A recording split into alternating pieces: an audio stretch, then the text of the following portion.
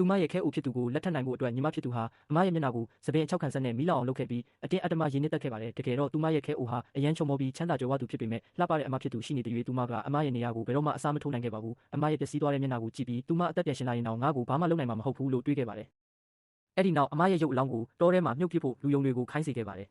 ဒါပေမဲ့ကံကောင်းထောက်မှစွာနဲ့အမဖြစ်သူဟာအသက်မသေးခဲ့ပါဘူးတောင်ပေါ်မှာဆေးဖက်ဝင်ပင်တွေရှာဖွေနေတဲ့တမားတော်ကောင်းတစ်ယောက်ကသူမကိုတွေ့ရှိသွားခဲ့ပါတယ်အဲ့ဒီတမားတော်ကသူမရဲ့မျက်နှာကိုပြန်လည်ပြုပြင်ပေးခဲ့ရုံနဲ့မကပဲငွေကြေးနဲ့ဆေးပညာဗဟုသုတတွေကိုပါအများကြီးပေးအပ်ခဲ့ပါတယ်ဒီလိုနဲ့3နှစ်တာအချိန်တွေကုန်ဆုံးသွားခဲ့ပြီး CEO ခုထိလက်မထက်ရသေးတဲ့ညီမဖြစ်သူဟာနောက်ဆုံးမှာတော့လက်ထပ်ဖို့အဆင်သင့်ဖြစ်နေပါပြီသူတို့လက်ထပ်တော့မဲ့အချိန်မှာပဲလူတိုင်းတည်ပြီးလို့ထင်ထားကြတဲ့အမဖြစ်သူဟာအခမ်းအနားကိုခမ်းနားထဲဝါစွာရောက်ရှိလာခဲ့ပါတယ်။သူမဟာလူတိုင်းရဲ့အာရုံကိုဖန်ဆားနိုင်တဲ့ရင်သက်ရှုမောဖွယ်အနက်ရောင်ဝတ်စုံကိုဝတ်ဆင်ထားပါတယ်။သူမအသက်ရှင်နေတာကိုမြင်လိုက်ရတဲ့အတွက်လူတွေအားလုံးထိတ်လန့်သွားကြပြီးညီမဖြစ်သူကတော့ကြောက်လန့်တုန်လှုပ်နေပါပြီ။ဒါပေမဲ့အမဖြစ်သူကတော့စင်ပေါ်ကိုယုံကြည်မှုအပြည့်နဲ့တက်လာပြီးလူအများရှိမှပဲသူတို့ကိုဂုဏ်ပြုစကားဆိုခဲ့ပါတယ်။ဒါပေမဲ့သူမရဲ့မျက်လုံးထဲမှာတော့လက်စားချီလိုတဲ့အာဂါတမီတွေထင်သာမြင်နေရပါတယ်။ CEO ကိုယ်တိုင်သူမစီကနေမျက်တောင်မခတ်တန်းငေးကြည့်နေခဲ့ရပါတယ်။အတိအကျအဲ့ဒီအချိန်မှာပဲမိန်းကလေးရဲ့ဖခင်ဖြစ်သူရောက်လာပြီးပျောက်ဆုံးနေတဲ့သမီးဖြစ်သူကိုမြင်လိုက်ရတဲ့အတွက်စိတ်လှုပ်ရှားစွာနဲ့ဖတ်ထားလိုက်ပါတယ်။